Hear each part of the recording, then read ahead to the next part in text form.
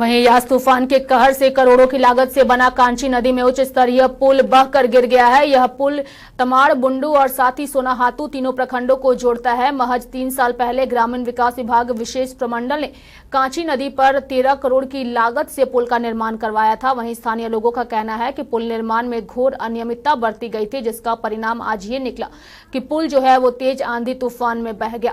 साथ ही बालू तस्कर कांची नदी पुल के आसपास जेसीबी लगाकर बालू का खनन करते हैं। वहीं स्थानीय विधायक विकास मुंडा घटनास्थल पर पहुंचे हैं और साथ ही उन्होंने पुल का मुआयना भी किया है।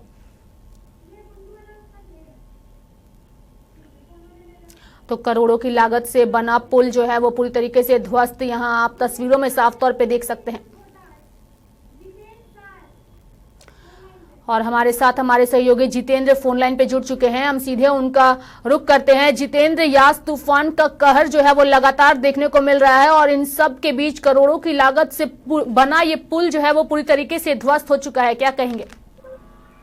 जी सही बात है। जो एक दिन का जो आफत तूफान पहुंची है उसके कारण जो एक दिन का बारिश में जिस तरह आपका कांची नदी पर जो हराडी मंदिर जाने वाला पुल, उतनी लंबा पुल जो धंस गया है, तो समझ सकते धंसने के बाद बड़ा हादसा होते होते टल गया, क्योंकि उस पुल के ऊपर से बहुत छोटी बड़ी और लोग भी चलते हैं, आना जाना करते हैं। 3 प्रखंड को वो पुल जोड़ते हैं। वो पुल धंस चुका है और लगभग 4 साल में ही हमको लगता है बहुत जल्द ही वो पुल धंस गया है।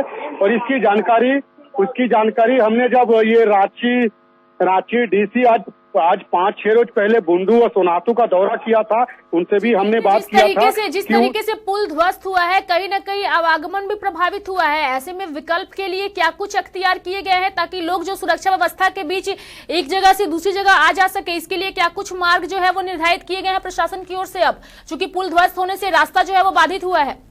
जी अभी तक ऐसा कुछ ये नहीं किया गया है, काहे कि वो पुल पूरा नीचे गिर गया है चारों ओर से डाउन होके।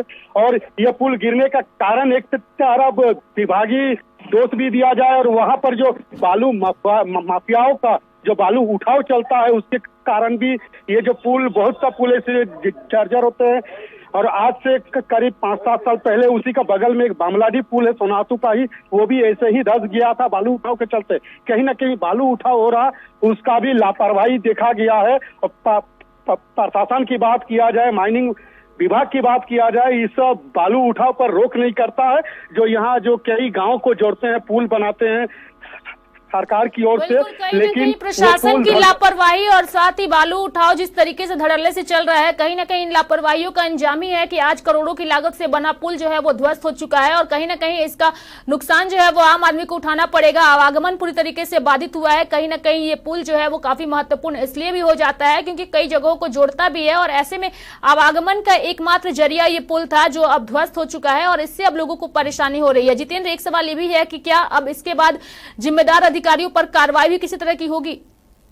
जी ये तो होना चाहिए। जो जिम्मेदार अधिकारी है उनको तो जैसे पुल बनता है तो उसका कार्यकाल भी रहता, आके देखना चाहिए, लेकिन वहां तो नहीं लगता। ग्रामीणों से बात करने पर यह पता चला है ना कोई अभी तक देखने आया है। इसकी जानकारी पहले भी दिया गया है और रांची डीसी भी आया था, तो हमने जब बात किया था उस समय भी बोला गया था, लेकिन उसने बोला बुंडू एसडीएम को जांच का आदेश दिया था, पुल को देख लिया जाएगा। लेकिन ऐसा कुछ नहीं है। 5-6 दिन के बाद वो पुल धंस चुका है और कई पुल ऐसे ही है, बालू उठाव के चलते जर्जर हो चुका है पुल वहां पर। कल यहाँ स्थानीय विधायक जो है तमाड़ विधायक विकास मुंडा वहां गए थे, वहां देखा और उन्होंने कहा उच्च स्तरीय जांच होगा और दोषी अधिकारियों पर कड़ी कार्रवाई होने की बात कही। चलिए बहुत बहुत धन्यवाद हमसे जितेंद्र जुड़ने के लिए और तमाम जानकारियां देने के लिए। तो इन तस्वीरों को देख करके आप अंदाजा लगा सकते हैं कि एक तरफ यास तूफान का कहर तो दूसरी तरफ इस तरीके से पुल का धंसना कहीं ना कहीं एक बड़े हादसे को निमंत्रण देना था। लेकिन गनीमत ये रही कि हादसे की दौरान जिस वक्त ये पुल धंसा उस दौरान वहां पर कोई भी आम जनता जो है वो पुल पर मौजूद नहीं थी। गाड़ियों का आवागमन पूरी तरीके से बाधित था। लॉकडाउन की वजह से भी कहीं ना कहीं सरकार जो है वो कड़ाई लागू किए हुए हैं। ऐसे में एक तरफ से दूसरी तरफ लोग नहीं आ जा रहे थे और कहीं ना कहीं यास तूफान की वजह से भी लोग जो है इस दौरान वहां मौजूद नहीं थे, जिसकी वजह से कोई हादसा नहीं हुआ है। लेकिन कहीं ना कहीं एक बड़ी लापरवाही यहां पे साफ तौर पे आप देख सकते हैं और अब देखना होगा कि विधायक विकास मुंडा ने वहां का मुआयना भी किया है। तो अब चूंकि वो इस मामले को किस तरीके से देखते हैं और आगे किस तरीके से जिम्मेदार अधिकारियों पर कार्रवाई होती है, ये भी देखना होगा।